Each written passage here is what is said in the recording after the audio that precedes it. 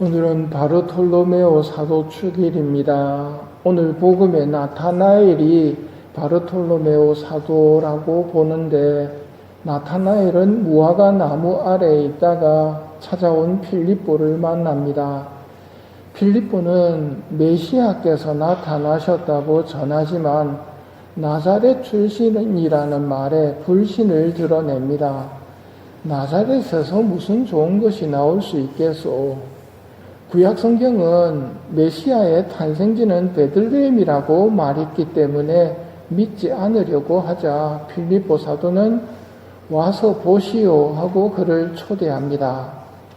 예수님을 찾아가자 보라, 저 사람이야말로 참으로 이스라엘 사람이다. 저 사람은 거짓이 없다. 저를 어떻게 아십니까? 필립보가 너를 부르기 전에 내가 무화과 나무 아래 있는 것을 내가 보았다 하고 대답하시자, 스승님은 하느님의 아드님이십니다. 이스라엘의 임금님이십니다 하고 고백을 합니다. 이 장면은 예수님께서 당신의 초자연적인 지식과 능력을 드러내시는 것으로 제3자의 입장으로 볼 때 예수님의 대답은 평범할 수도 있었지만 나타나엘에게는 하느님만이 아실 수 있는 무언가를 예수님의 대답을 통해 체험한 것입니다. 예수님은 더욱 분명히 당신을 드러내십니다. 내가 무화과 나무 아래 있는 것을 보았다고 해서 나를 믿느냐? 앞으로 그보다 더 큰 일을 보게 될 것이다. 내가 진실로 너희에게 말한다. 너희는 하늘이 열리고 하느님의 천사들이 사람의 아들 위에서 오르내리는 것을 보게 될 것이다. 하느님의 천사들이 사람의 아들 위에서 오르내린다는 것은 하나님의 아들이 나타나엘의 고백처럼 하느님의 아드님이시라는 뜻입니다. 하느님의 아드님이란 하느님이라는 의미입니다. 사람의 아들은 사람이고 호랑이의 아들은 호랑이이듯이 하느님의 아드님은 하느님이십니다. 예수님은 하느님이시요 사람이신 분으로 하늘을 여시고 천국 문을 여실 뿐이고 천사들에 쌓여 계십니다. 나타나엘 사도가 예수님을 만나는 과정은 예수님을 어떻게 전해야 하는지 알려주는 이야기이기도 합니다. 먼저 필립보 사도는 가까운 지인에게 예수님을 전합니다. 그러나 받아들이지 않습니다.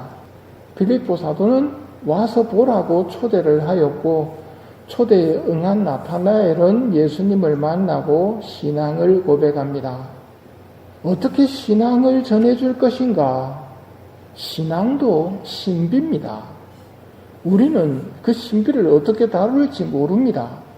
하지만 주 하느님, 당신께서 아십니다.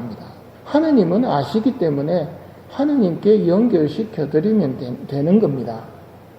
미사 끝날 때마다 가서 복음을 전합시다 하는 말을 여러분에게 합니다. 여러분은 이 말을 어떻게 들으시는지 모르겠습니다. 하지만 우리 처지는 필립보 사도와는 좀 다릅니다. 나타나엘은 성경을 읽고 묵상하고 기도하는 사람이었습니다.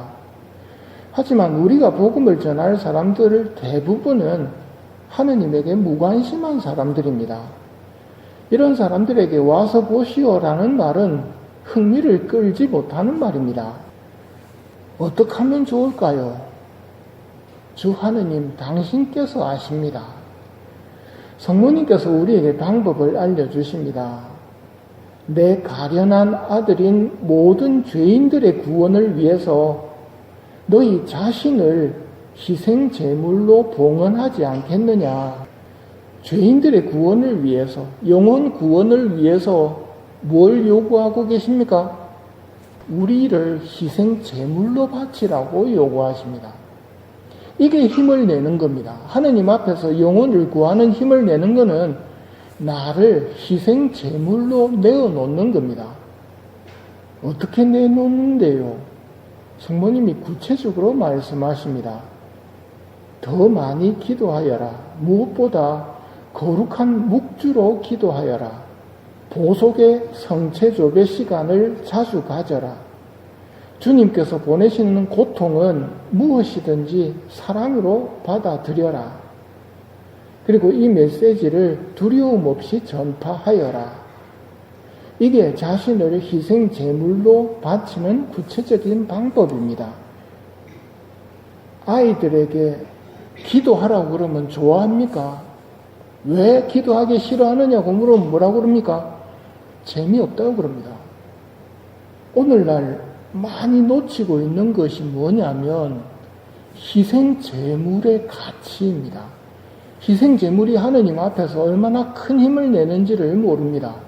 기도는 희생 제물입니다. 여러분 미사에 오셨죠? 미사에 안 온 사람들은 지금 왜 안 올까요? 재밌는 게 더 있기 때문입니다. 편안한 게 밖에 있기 때문입니다. 기도나 미사는 희생 제물입니다. 하고 싶은 걸 포기하고 여기 와 있는 것이고 하고 싶은 걸 포기하고 기도를 바치는 거기 때문에 가치가 있는 것이고 기도가 희생 제물인 것입니다. 아이들은 재미없다고 그럽니다. 그 재미를 포기하는 희생이 될 때 비로소 힘을 냅니다. 그런데 오늘날은 사람들에게 눈치를 맞추다 보니까 하느님에게 뭐가 힘을 내는지 신경 쓰지 않고 사람들이 좋아하는 걸 하려고 그럽니다. 사람들에게 맞추다 보니까 재미있는 기도, 편안한 기도, 즐거운 미사 이래 됩니다. 그럼 뭐가 문제일까요? 하느님 앞에서 힘을 내지 못한단 말입니다. 희생 제물이 안 된다는 말이지요. 지옥에 떨어지는 영혼들을 구하려면 희생 제물을 바쳐야 됩니다. 지옥에 떨어지는, 즉 영원한 멸망으로 가는 영혼을 하나 구하는 것은 하느님에게 정말 큰 기쁨을 드리는 일이거든요. 그런데 그 기쁨을 드리지 않습니다. 자기 만족을 위한 기도를 바칩니다. 성가 부르는 게 나는 기도보다 좋아하고 성가를 부르는데 사실은 성가가 아니고 노래 부르는 겁니다.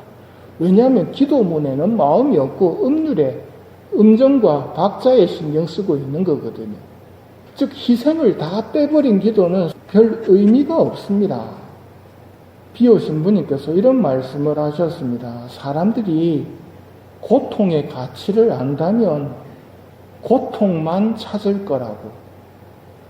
이게 하느님 앞에서 얼마나 큰 힘을 내고 큰 영광으로 영원한 세상에서 돌아올 것인지 안다면 고통만 찾을 거라고. 신앙은 신비입니다. 신앙의 신비요. 그 신앙의 신비를 이끌어내는 고통은 또한 신비입니다. 신앙의 신비와 고통의 신비를 폄하해가지고 인간적 수준으로 떨궈버리면 아무 힘을 내지 못합니다. 오늘날 교회에서 신앙의 신비가 사라지고 고통의 신비가 사라지고 희생제물로 봉헌하는 사람들이 줄어들고 즐겁고 재미있고 편안한 신앙생활을 추구하도록 만든다면 참 걱정스러운 세상인 것입니다. 특별히 고통을 찾아서 봉헌하는 사람도 있습니다. 단식하고 철야하고 양팔기도 하고 무릎 꿇고 기도하고 그만큼 희생을 바칠수록 기도가 힘이 세기 때문입니다. 그렇게 찾아 나서지 못한다 하더라도 성모님이 말씀하시는 것은 하느님께서 보내시는 고통은 사랑으로 받아들여라. 여러분 마음에 드는 삶입니까? 순간순간 짜증나는 일도 실망스러운 일도 화나는 일도 있죠. 그거를 희생제물로 봉헌하라는 말입니다. 사랑으로. 하느님께서 보내시는 것만 봉헌하면서 살아도 하늘나라에 큰 보물이 쌓입니다. 무관심한 사람들에게 복음을 전하는 것은 성경을 묵상하는 사람들에게 전하는 것과는 다릅니다. 그러기에 그들을 위해 희생제물로 봉헌하는 방법이 필요하고 그 구체적인 방법은 기도, 특히 묵주기도, 성체조배, 겪어야 하는 고통을 사랑으로 받아들이며 봉헌할 때 참 행복이신 예수님을 전해줄 수 있으며 나도 참 행복이신 예수님을 차지할 수 있습니다. 이것이 두 번째로 큰 계명인 이웃사랑의 실천이기도 합니다. 나 자신을 희생 제물로 바치는 삶을 살 수 있는 은총을 청하며 이 미사를 봉헌합시다.